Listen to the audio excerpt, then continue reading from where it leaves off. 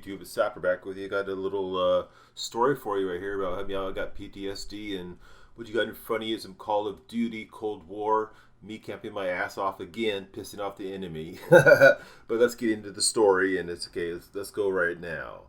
It's tough living with PTSD, but I'm surviving. I went into the military spring of '94 to Fort Leonard Wood, Missouri for my boat camp and school. Fort Leonard Wood is the home of the Engineers Army. The way they treated us at the boot camp is nuts. Breaking us down to nothing. They blind us up again. They build up again as a soldier. They started PTSD.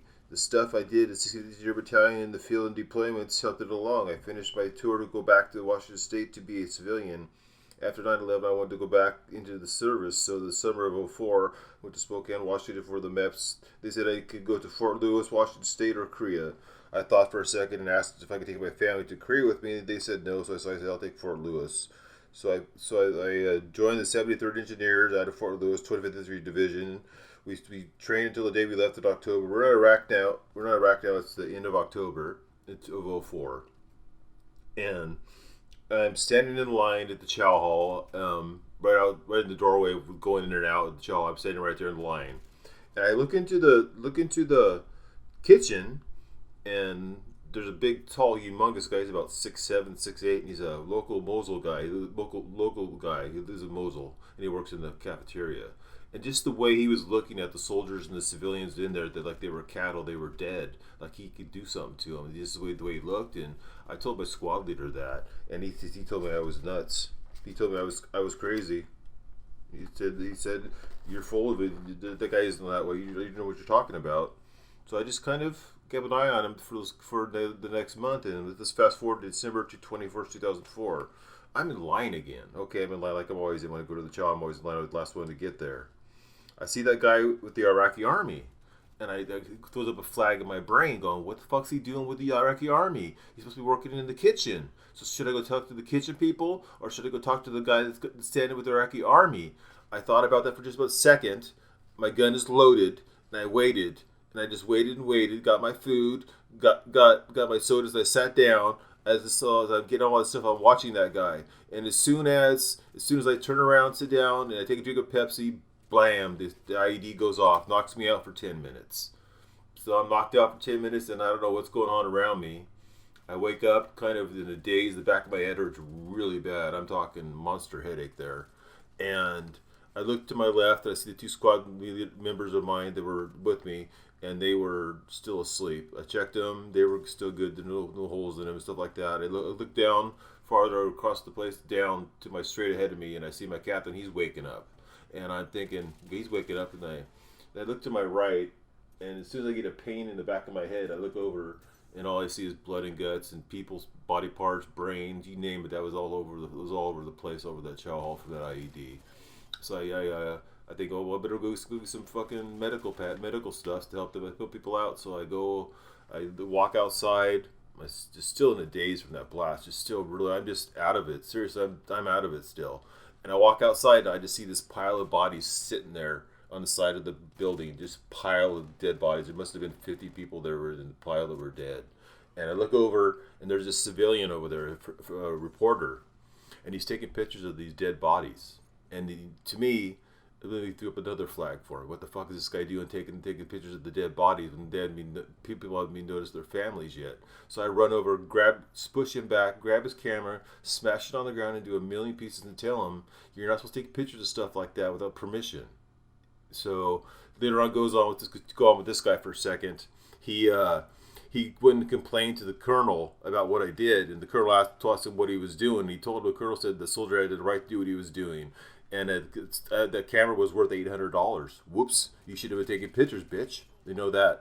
I get done yelling at that guy. He's totally fucking out of it because I'm still going after him. And I go get in the striker, go into the front of the striker, open at the back down the back door of the striker. I grab a couple med packs, and somebody grabs my shoulder, and I jump.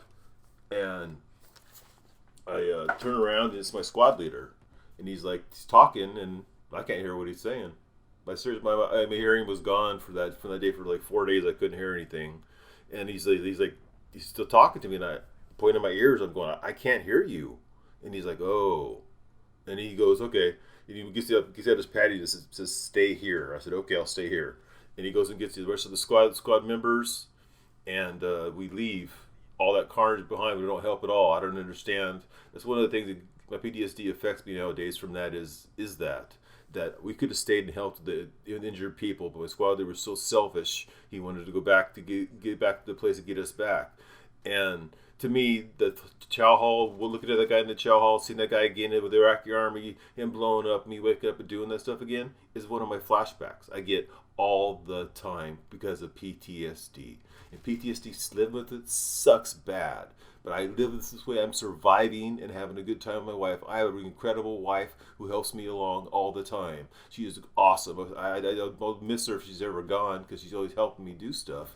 She straightens stuff out for me, but I still can't sit my back to a door when I'm in a restaurant. I still can't do that. I got to see who's coming in and who's going. That's just the way it is. All right, Sapper. I think I've been in your ear for long enough. Hope you enjoy the gameplay. This is Sapper again. I'm out.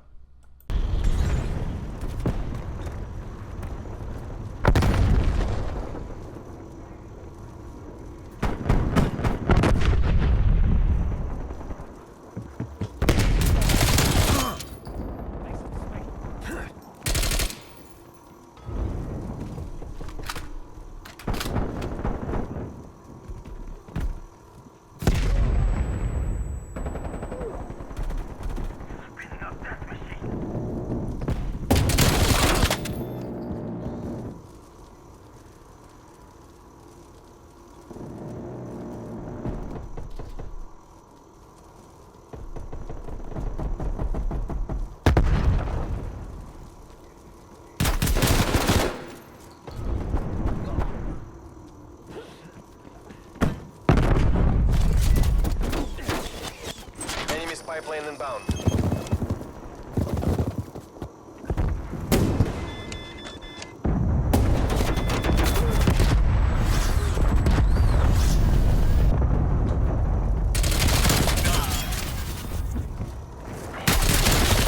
Deployment. Mission goals are in sight. Cruise missile Take the win. awaiting deployment.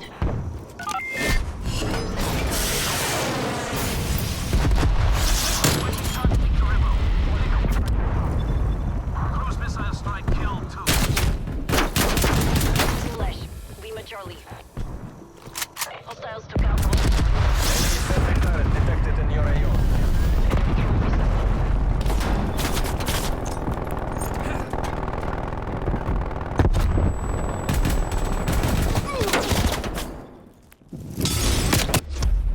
Hostile pipeline established on hostile care package inbound. Sentry turrets going out. Multiple enemy sentry turrets active.